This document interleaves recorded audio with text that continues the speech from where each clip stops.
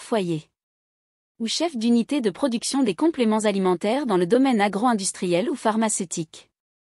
Outre les débouchés suscités, vous allez acquérir un ensemble de compétences, notamment par la maîtrise du métabolisme humain ainsi que les différents mécanismes de régulation de divers systèmes physiologiques. La capacité à élaborer des régimes thérapeutiques et nutritionnels personnalisés en fonction de l'état de l'individu. Pouvoir interpréter les résultats des analyses médicales et identification des symptômes caractéristiques pour chaque pathologie. Renforcement de l'importance de la nutrition et son rôle préventif et curatif. La biotechnologie et valorisation des plantes est une spécialité master qui se fait pendant 2 ans après une licence L3 de biologie et physiologie végétale.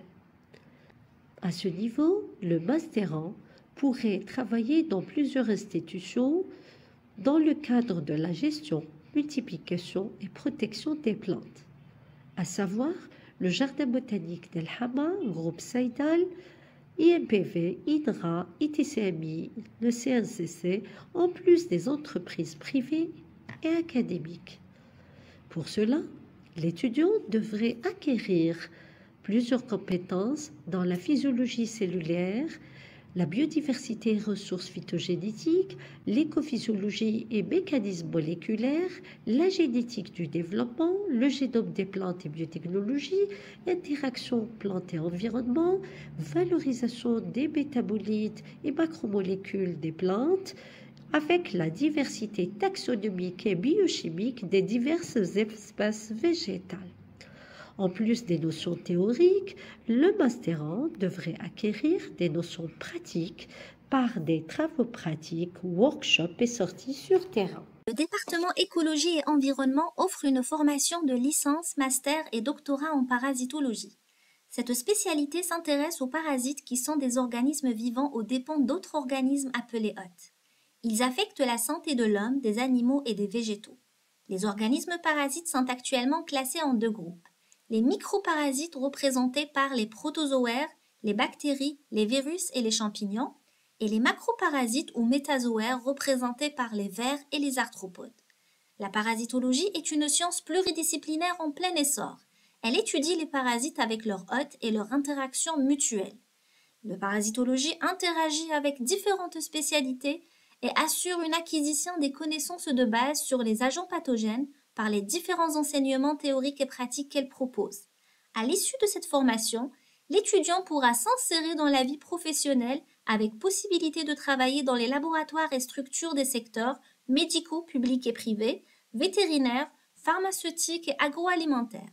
L'étudiant titulaire d'une thèse de doctorat pourra embrasser une carrière universitaire et faire de la recherche en parasitologie. Ou bien opter pour un poste de chercheur permanent dans les organismes de santé ou de sciences de la vie. Alors soyez nombreux et venez découvrir avec nous le monde fascinant des parasites. Le master en biodiversité et écologie végétale relevant de la filière écologie et environnement permet d'acquérir des compétences variées et spécialisées. Les étudiants y développent des connaissances approfondies sur le terrain et au laboratoire autour du fonctionnement des écosystèmes, de la sylviculture et de l'aménagement forestier, de la caractérisation des écosystèmes naturels, stépiques et forestiers. Ils apprennent également à gérer et conserver des écosystèmes urbains. Des connaissances approfondies sont apportées dans le domaine du SIG et de la télédétection, du pastoralisme et de la biotechnologie. Pour les débouchés, les diplômés peuvent travailler dans la recherche, l'enseignement, la conservation, la gestion environnementale.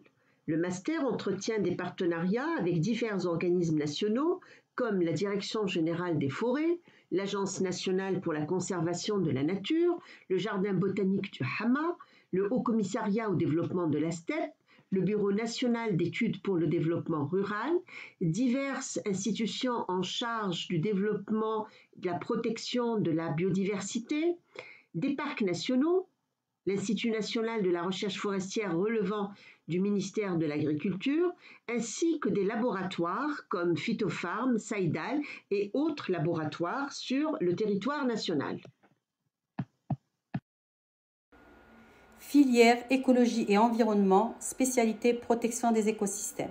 Les matières fondamentales de cette spécialité sont bioindicateurs de la pollution des écosystèmes terrestres et marins. L'objectif de ce module est d'acquérir des connaissances et appréhender l'évaluation des risques de pollution encourus par les écosystèmes aquatiques et terrestres.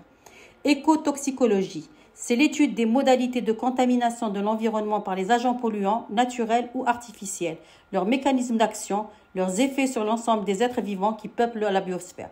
Législation et monitoring de l'environnement et analyse du risque écologique y permettent d'acquérir des connaissances sur les fondements de l'éthique, de l'environnement et du développement durable, ainsi que le suivi des écosystèmes, évaluation des risques et prise de décision pour la protection de la nature.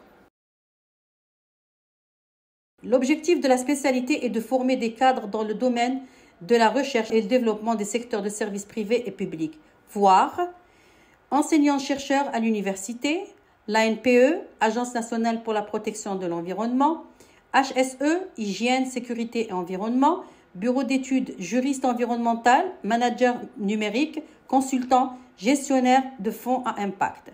Création d'entreprises, recyclage de déchets, assainissement des eaux, écotourisme, agriculture urbaine. Les entreprises publiques sont l'ACEAL, Société des eaux et assainissement d'Alger, l'ONA, l'Office national de l'assainissement, Naftal, Sonatrach, CNRDB, Centre national du développement des ressources biologiques, BNEDER, Bureau national d'études pour le développement rural, l'AND, Agence nationale des déchets, et la police scientifique.